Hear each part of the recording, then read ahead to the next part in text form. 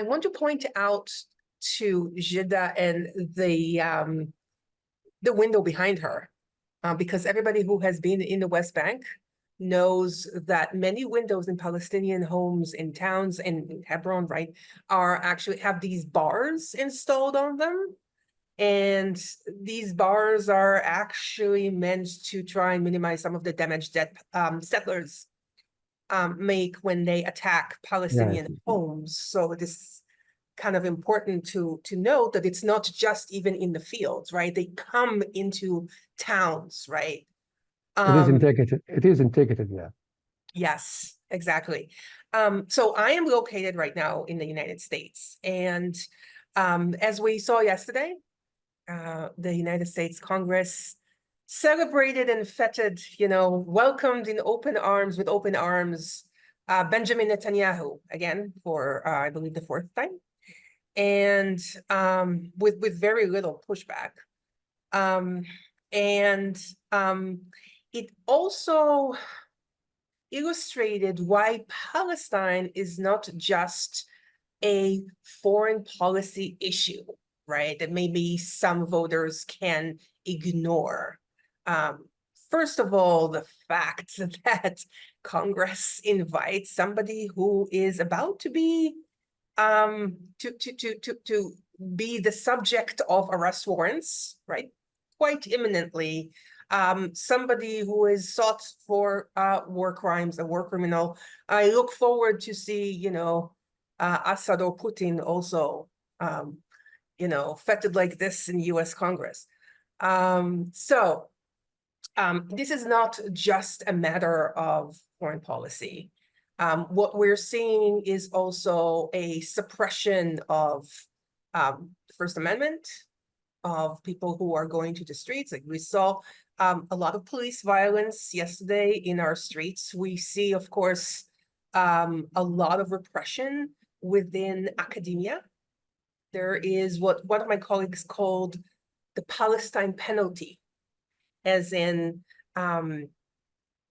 university administrators that target faculty who speak up about Palestine, especially faculty of color, especially Muslim and Arab faculty members. I mean, obviously, of course, we have seen the targeting of students.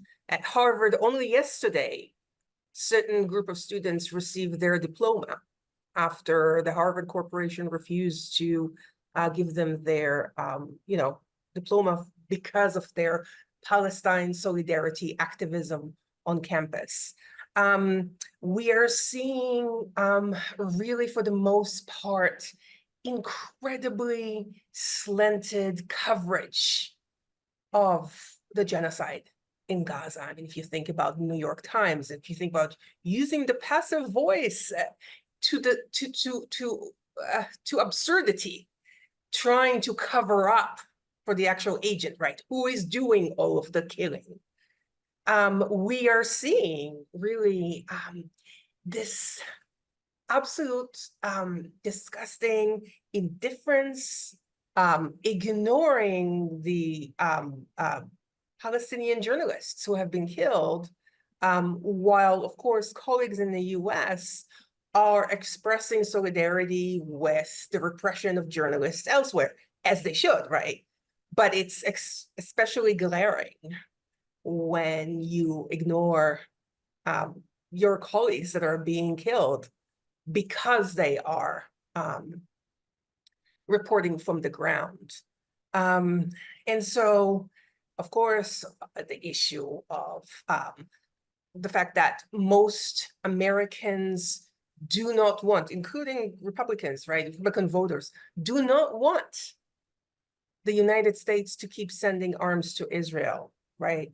And yet we are seeing no accountability. We're seeing our tax dollars being used to keep sending arms to Israel, right? So this is an issue of, what Democrats like to say, saving democracy, right? Right, Saving the First Amendment right, saving the majority rule and so on. So, I mean, I wanted to talk about something completely different, but I mean, these young activists really kind of reminded me why we do have some hope for a change. Because it's not governments that are going to save us. It's not even the UN that is going to save us. It's all of these people who go out to the streets in DC, but also the young activists who go to the West Bank, right? So, I mean, I want to thank you, and I hope that those of you who were injured will get better soon. And I really want to hear a lot of what you have to report.